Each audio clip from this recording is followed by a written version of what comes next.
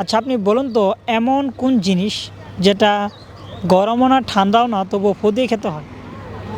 এমন কোন জিনিস যেটা গরমও না ঠান্ডাও না ফু দিয়ে খেতে হয়? হ্যাঁ, গরমও না ঠান্ডাও না ফু ফু দিয়ে খেতে হয়। কি হতে পারে? বাদাম। শিওর? জি শিওর। ওকে, একদম রাইট অ্যান্সার। আচ্ছা আপনি বলুন তো যদি হঠাৎ করে আপনার এক্সের সঙ্গে দেখা হয়ে যায় তখন আপনার রিঅ্যাকশনটা কী হবে? এক্সের সঙ্গে দেখা হলে বাট এটা হতেই পারে না, দেখা করবই না। না ধরেন হঠাৎ করে হয়ে গেল, অন্য মেয়ের সঙ্গে দেখলেন হাঁটতেছে, তখন আপনার রিঅ্যাকশন কী হবে? কি করব?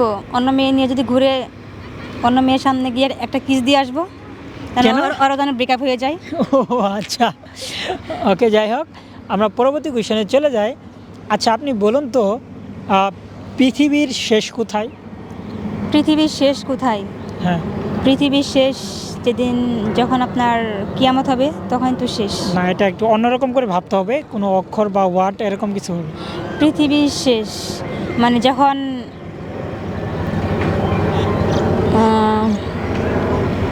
মনে খুব কষ্ট লাগে, কোনো বিষয় নিয়ে হার্ড হই, হয়তো বা তখন মনে হয় যে পৃথিবী শেষ বা নিজের শেষ, এরকম ওকে, কিছু। আচ্ছা অনেকগুলো প্রশ্ন পারছেন, এর জন্য ধন্যবাদ আপনাকে, thank you for the time. আচ্ছা আপনি বলুন তো মেয়েদের শরীরে কোন জিনিসটি সবচেয়ে নরম? মেয়েদের শরীরে কোনটা নরম? ভাই আপনি এসব মাঝে মাঝে প্রশ্ন করতে করেন বলেন তো? কেন ভেবে বলুন। মেয়েদের শরীরে সবচেয়ে কোন জিনিসটা নরম? চোখ।